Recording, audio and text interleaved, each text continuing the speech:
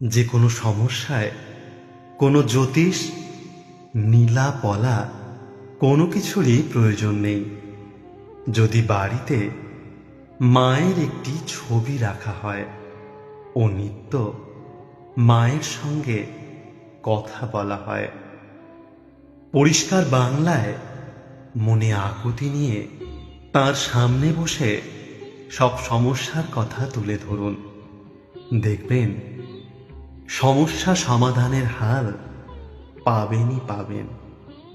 পরিবর্তে মা কোনো বেনারসি, মিষ্টি বা গয়না কোনো কিছুই চান না। শুধু আকুলতার মা ডাকতে পারলেই হলো।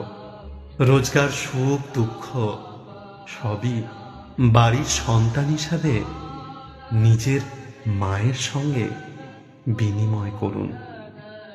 মা সব দেখবেন।